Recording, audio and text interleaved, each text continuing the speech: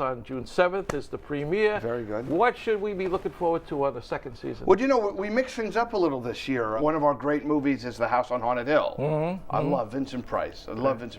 So we went to The House on Haunted Hill. It's a house built by Frank Lloyd Wright in 1923-24 in Los Angeles. So we shot it there at the house. So there's surprises that are going to pop up throughout the season that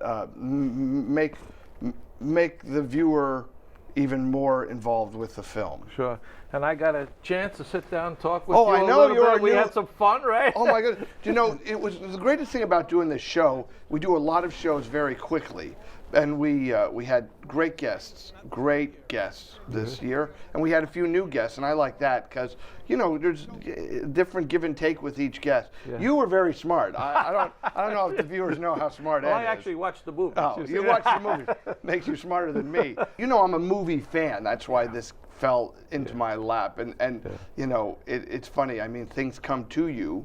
Yeah. Even as an actor, you know, you put out, you know, I make it very clear that my faith is important to me, and you know, so what came back to me was a way to, you know, to commingle my faith and my love for film. Yeah. Well, that's the point. I mean, these were great movies. You know, we looked at a lot of silent movies, and we looked at some Buster Keaton, and we looked at some Abbott and Costello. And people might say, well, why are they showing that on net TV? You know, but there's a point to this. I mean, some of these movies films have some really great points to them. Well, you know, and we look at. I mean, it is a diverse. They get a diverse, a wide array of films, and. You know, what is the Catholic point of view of Buck Privates?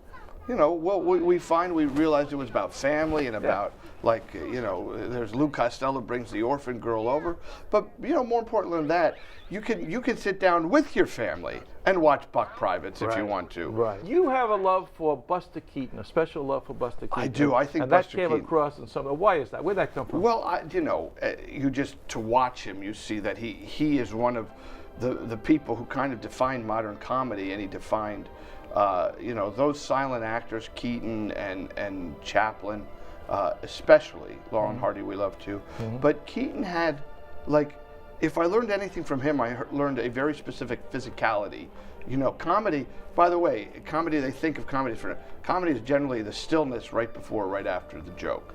That's why it's funny. You're a Catholic guy now, and you grew up Catholic, you were raised Catholic, went to Catholic school, and you were telling me that the nuns had a special influence all the way back into first grade. First grade, oh yeah. I wanted to do a play, so I drew these pictures, maybe 5-10 pictures of scenes.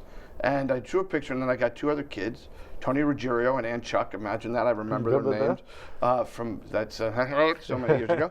And you know, we did the play, the little scene, and I put the scene up on the chalkboard, and then we'd act it out, and then I'd say, now the next scene, and I put the next scene up. So we did it, and Sister Kathleen, she watched, and she, you know, I remember she was like, huh. She walked over to the intercom. Sister Margaret Anthony, could you come down here? Now, Sister Margaret Anthony, she's bringing in a big guy. Principal. That was the principal. Oh my goodness, what's going to happen? So Sister Margaret Anthony, she said, Danny, do your little play thing. And so I did it again, and Sister Margaret Anthony went, huh, Daniel, you're going to take this play to the entire school. I want the entire school to see what you've done. So that's what I did for one afternoon. Ann and Tony and I went to every classroom in our school, and there was 2 first grade, 2 second grade, 2 third grade. So 16 command performances, all the way to 8th grade.